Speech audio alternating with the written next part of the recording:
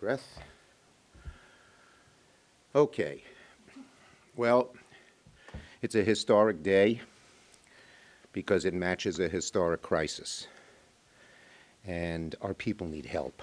They were crying out to us to help.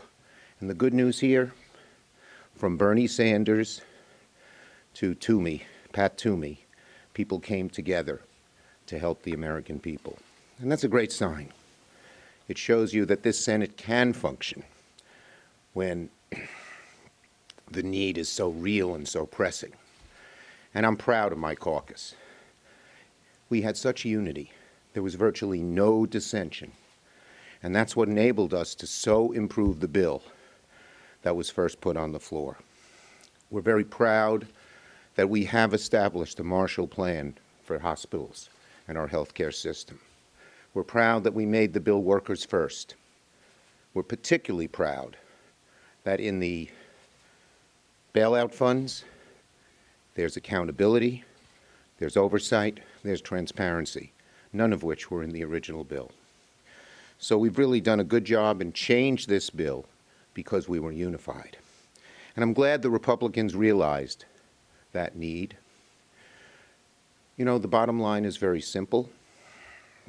When you have a crisis like this, a scourge that shakes us to our bones, private industry can't get you out of the problem.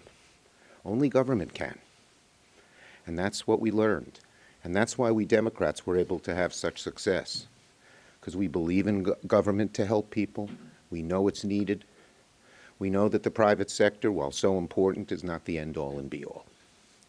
And so this is a good ending. The twists and turns were enormous.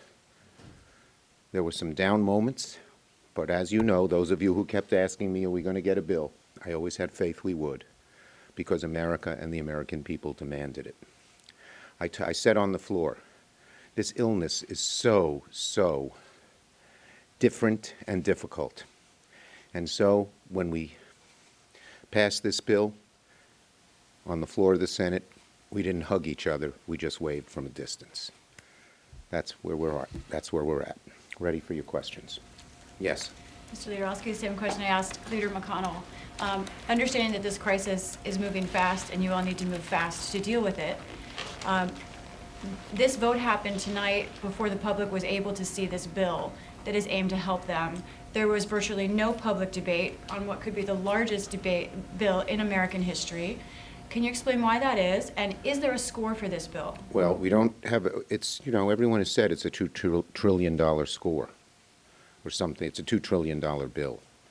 And so the bottom line is it's very expensive, but it would have been more expensive to do nothing or do very little because the crisis is so all-enveloping so much of America. And the second point I'd make is we laid out what we wanted in this bill on Monday. There was a great deal of public debate. I think we won that public debate. People didn't want a lending facility with no accountability. People wanted much more money for our hospitals and our nurses and our equipment. People wanted to put workers first. So there was a great deal of debate about the issues. And I said to my caucus the day that we voted not to proceed, it's very important to move quickly, but it's also important to move well. And this bill will be with us not just for days, not just for weeks and even months, but for years, so we better make it right. There's still there's a lot in the bill that I don't like, but it's a much improved product, and I think everyone was proud of the bill. Our Democratic caucus was proud of the bill produced and proud of the unity we had. Paul.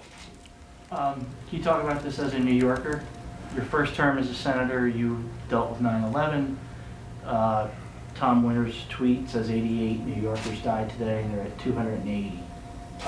What has this crisis been like compared to 19 years ago? It's different. It's different in this sense. In both, people doubted the future of New York. The talk after 9/11 was Manhattan was gone as a center of the globe, that no one would ever live or work south of Chambers Street. I always had faith New Yorkers would come back. The same now. They say, well, the density of population and everything else, we're going to come back. But it pains me.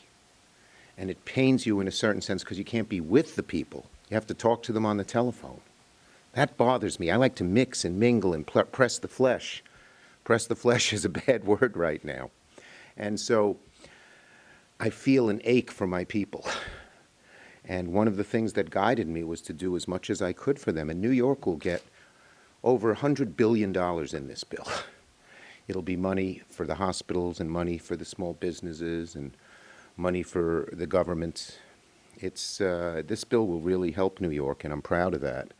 But I'm worried for the health of the people of New York, who I so love. I just love the people of New York. I worry about them all the time. I sleep less worrying about them.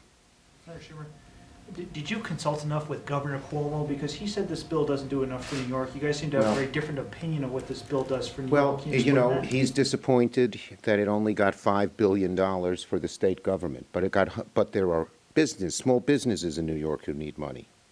There are unemployed people who need money. There are hospitals who need money. There are nurses who need money. We got $4 billion for the MTA, just what they asked for. So this bill has been very, very good for New York. Is it going to balance all of Cuomo's budget? No, it'll balance more than half of it. Yes. Do you anticipate the need for additional legislation after this? I think the odds are we'll need new legislation, more legislation. First, we don't know the extent of the crisis in terms of the magnitude, so that could rise. But there are going to be problems that we don't realize now that we're going to have to grapple with.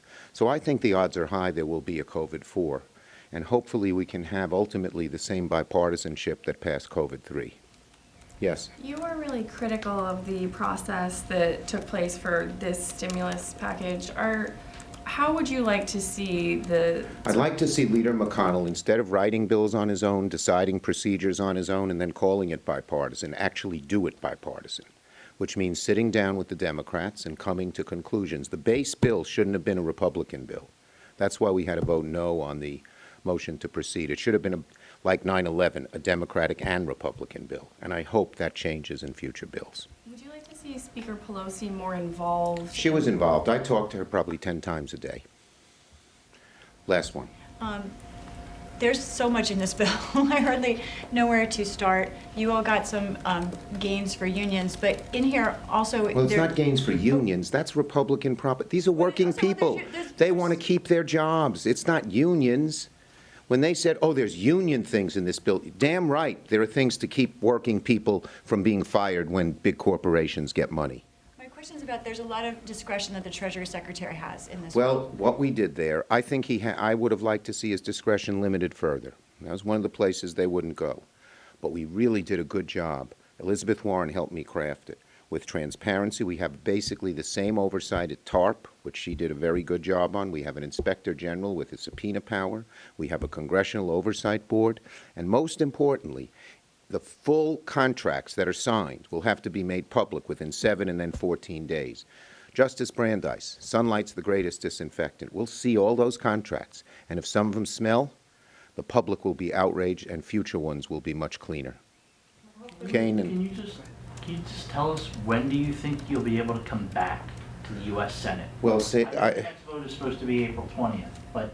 It's up to it's not even up to Leader McConnell nor Leader Schumer. It's up to the medical experts and how long this disease goes on. Now, I heard some optimistic reports that the rate of increase in New York is declining, but that's just for a day. We'll see. But we don't know. It's going to be up to it's how deep the coronavirus spreads that will determine when we come back. And if we can't come back for a long time, I think we should explore, as Senator Klobuchar and Durbin and Wyden and Warner are doing, a way to vote remotely only in an emergency situation. Yes. Can you just two totally different questions, but just thinking about what Paul said. But first, can you tell us how quickly will we see that new Inspector General? That's a Senate confirmed post. So how quickly will we see Well, that? we want it to move very quickly, but obviously it's Senate confirmed, so it'll take about a month. Okay, and then separately, can you address the concerns? I apologize if I missed it at the beginning. Governor Cuomo was pretty hard Yeah, on. I talked about that already. Okay. New York has gotten We'll go back. over $100 billion easily. But it doesn't all go to the state government. He wanted more to the state government, and I told everybody he should take his case to Mitch McConnell. As of last night, there was no state and local aid in the bill. I fought for it, and we got $150 billion. And so There should be more. We'll come back and give more, but even $5 billion to New York State, $1.5 billion to New York City, another $1 billion to the counties, is a lot of local aid, more than they've seen in a long time. The crisis is a lot, too. Can you Okay. just explain what the Wait, final- she had a question, and then you, and then we'll go. Could you explain a little bit, my question was about remote voting. Have Democrats, you said Senator Klobuchar is working on it, has there been any formal progress made No, we're there? just starting to look at it, and we have to look at the legal, constitutional, technical, and Senate-like ramifications. The Senate is a body we're supposed to debate and hear one another and be with one another, so I am loath to get rid of that. But in emergency, you may have to temporarily. Can you just explain last night at the very end when Mnuchin was shuttling back and forth, what were the final issues you were working on? State and local money was one of them.